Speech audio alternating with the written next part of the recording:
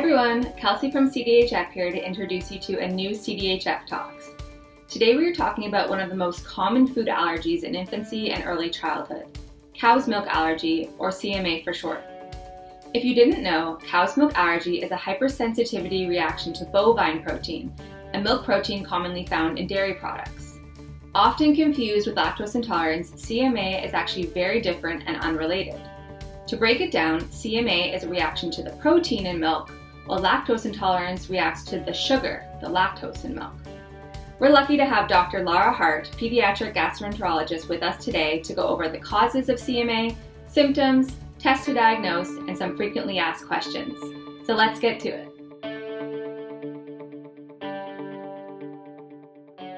CMA, cow's milk allergy, is the most common food allergy seen in infancy.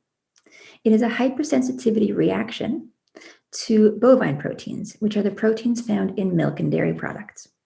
If a child has this allergy, then the immune system overreacts and thinks that the proteins are harmful invaders. Lactose intolerance and cow's milk protein allergy are often confused, but they're very different.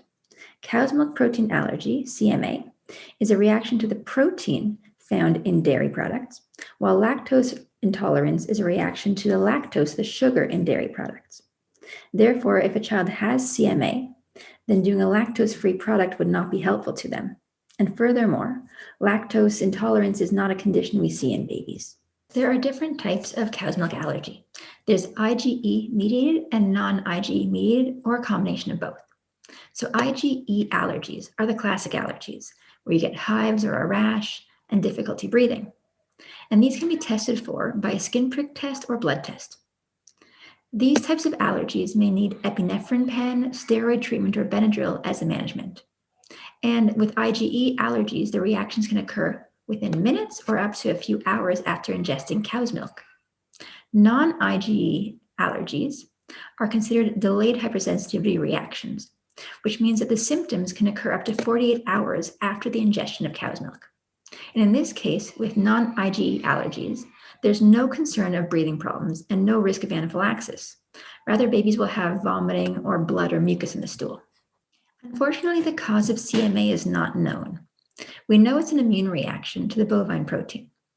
We know that approximately 25% of babies who have CMA also have a family history of asthma, allergies, or eczema, and up to 50% of babies who have CMA also themselves have eczema.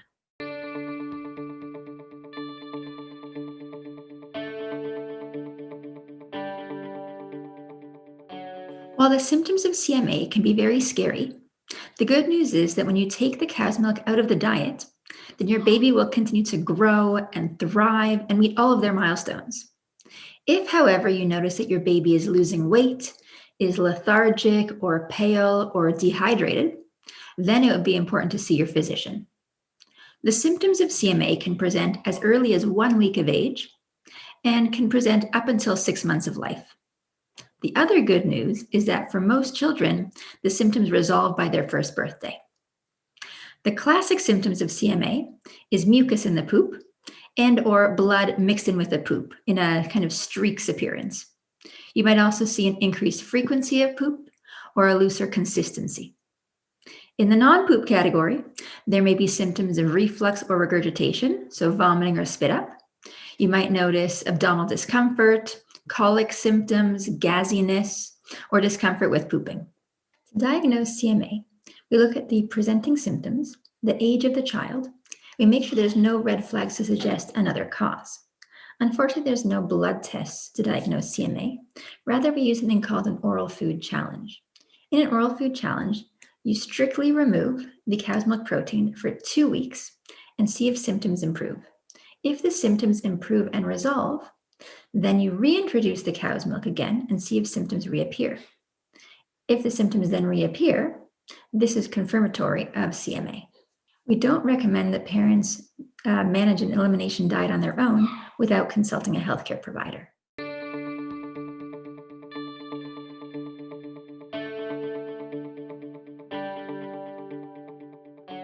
So let's discuss the management of CMA for breastfed babies. The good news is that if mom wants to continue to breastfeed, She can do so even if the baby has a diagnosis of CMA. What she has to do, though, is strictly remove dairy from her diet and do this for a minimum of 2 weeks. And there's also about 10 to 15% of babies who have a reaction to soy protein as well, so she might want to remove soy at the same time. In terms of seeing the change in the symptoms, the reflux and regurgitation should improve within 3 to 5 days, but the blood in the poop and the looser poop can take up to 2 weeks to resolve. So if after 2 weeks there is no change in symptoms, then mom and baby should go and have a visit with their healthcare provider. At that point, they would discuss if there's any hidden sources of milk, dairy, and/or soy in the diet, and therefore help her to remove those sources, and discuss if she has truly waited a full 2 weeks.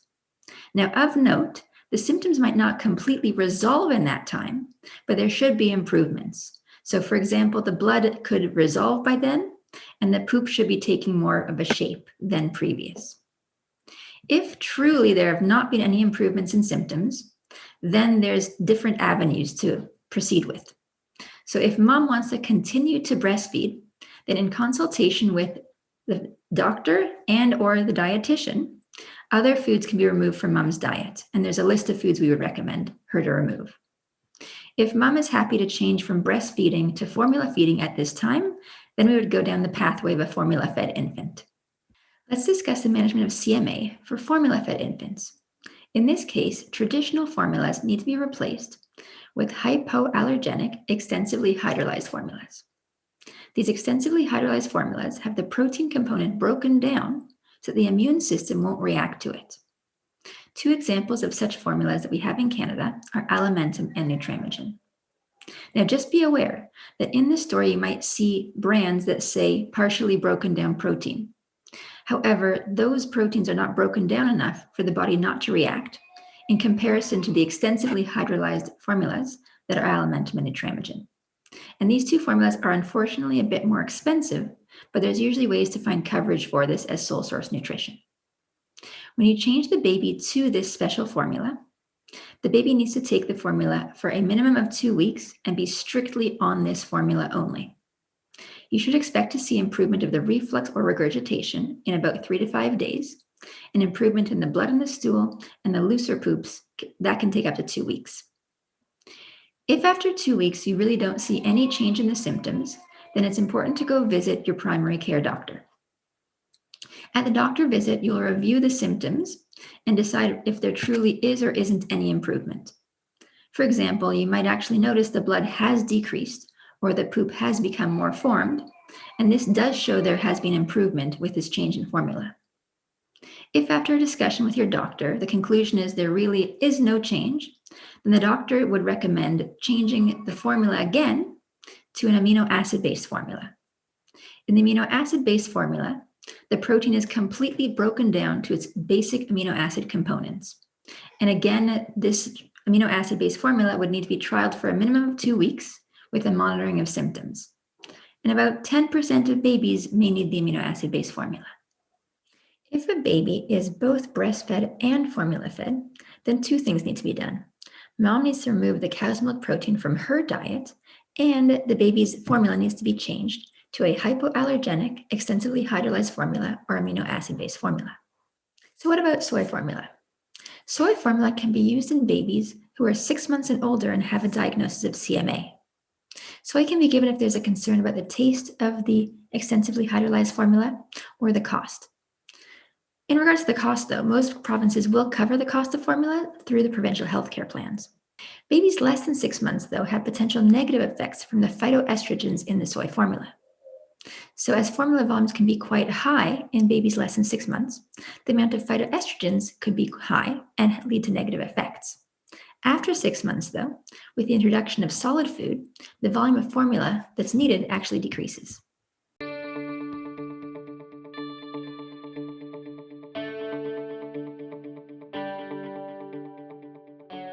When it comes to introducing solids, which occurs around 4 to 6 months, the parents or caregivers should avoid giving the baby any products that have dairy or bovine protein, and this includes yogurt and cheese, etc. If your baby has not outgrown CMA by 1 year old, You may want to visit with a dietitian to make sure the diet is nutritionally complete. Without dairy in the diet, your baby might be missing certain minerals and vitamins, such as calcium. A dietitian will review with you which minerals and vitamins are necessary and help you choose foods that would provide these to the baby. CMA usually resolves by the age of 1.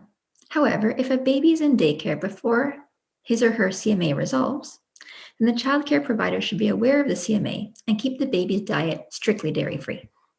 Babies and young children luckily outgrow CMA by the time they turn 1 year old. 99% of CMA will resolve by the age of 6 at the latest. Therefore, introducing dairy back into the diet can happen around 9 to 12 months of age. If you reintroduce dairy and the symptoms recur, then you should remove dairy again. Dairy can then be reintroduced every 3 months until it's tolerated.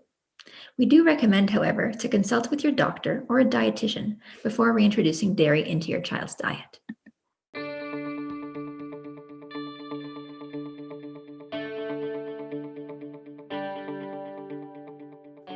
Most babies with CMA are otherwise healthy, and even before the diagnosis of CMA, most babies are growing well. Having CMA actually doesn't significantly increase your risk of classic allergies later. So approximately 4% of babies with CMA may go on to have classic IgE allergies later, but it's more common if the baby also has eczema, other allergies, or asthma. If you suspect your baby might have CMA, then you should go see your family doctor or pediatrician, and they can confirm or rule out this diagnosis. If possible, it's actually quite helpful to take a picture of the baby's poop, especially if there's blood or mucus in it, and show this to the doctor. If your baby is not doing well, so is lethargic, pale, dehydrated, having fevers, then you might need to go straight to the emergency department for care. In a breastfed baby, if there's blood and or mucus in the poop, then mom should record what she ate in the previous 48 hours. If there isn't a diagnosis yet of CMA, this might help identify which foods are causing the problem. And if there already is a diagnosis of CMA and a recurrence of symptoms, then having a food diary would determine if mom accidentally had dairy foods or if there's an additional protein that may need to be removed from her diet. CMA does not impact your baby's ability to reach developmental milestones. Once the cow's milk protein is removed and the baby is receiving good nutrition and good hydration, then the baby should be able to grow and thrive and meet all their appropriate milestones.